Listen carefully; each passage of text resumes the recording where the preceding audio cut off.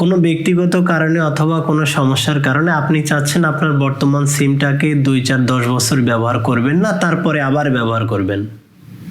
কিন্তু সমস্যা হচ্ছে 480 দিন বা 15 মাস কোনো সিম বন্ধ রাখলে সিম কোম্পানিগুলোর নিয়ম অনুসারে আপনার সিমটা বাতিল হয়ে যাবে এবং তারা সেটা রিসাইকেল করে অন্য জায়গায় বিক্রি করে দিবে।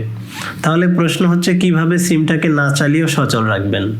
চিন্তার কোনো কারণ নেই, খুব সহজে আমি বলে দিচ্ছি কিভাবে সিমটাকে না চালিয়েও আপনি দীর্ঘদিন পর্যন্ত সচল রাখতে পারবেন। গ্রামীণ সিমে যদি আপনি সর্বোচ্চ 1494 টাকা একসঙ্গে রিচার্জ করেন তাহলে এই রিচার্জের মেয়াদ হবে 5 বছর পর্যন্ত এবং সেই সাথে আপনি পাবেন 5 জিবি ইন্টারনেট। তো যেহেতু আপনার রিচার্জের মেয়াদ 5 বছর পর্যন্ত, সুতরাং এই 5 বছর আপনি সিমটাকে ব্যবহার না করে নিশ্চিন্তে থাকতে পারবেন। সেক্ষেত্রে আপনার সিম বাতিলও হবে না, রিসাইকেলও হবে না। এবার আসুন বাংলা লিংক। বাংলা লিংকের ক্ষেত্রে আরও সুবিধা।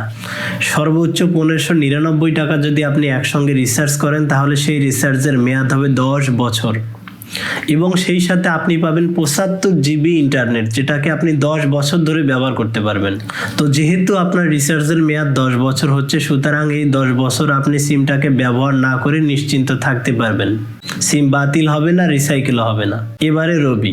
এক কথা এক্ষেত্রে রবি গ্রেট, কারণ একসঙ্গে 1444 টাকা রিচার্জ করলে সিম আর কখনোই বন্ধ হবে না। এক্ষেত্রে 5 বছর বা 10 বছরের কোনো বাউন্ডারি নাই, আজীবন মেয়াদ এবং সেই সাথে 50 জিবি ইন্টারনেট পাবেন, যেটা আপনি আজীবন ব্যবহার করতে পারবেন। তো সিম কোম্পানিগুলো এই লং টাইম রিচার্জের মেয়াদ করে খুব ভালো একটা কাজ করেছে। এটা মূলত তাদের জন্য যারা 5-10 বছরের জন্য বিদেশে যাবেন অথবা কোনো কারণে 5-10 বছর ধরে কোনো সিম ব্যবহার করতে চাচ্ছেন না কিন্তু পরে আবার ব্যবহার করবেন, তারা নিশ্চিন্ত হয়ে উল্লেখ্য পরিমাণ রিচার্জ করে রেখে দিবেন। তো বন্ধুরা, আজ এখানেই বিদায় নিচ্ছি। আল্লাহ হাফেজ।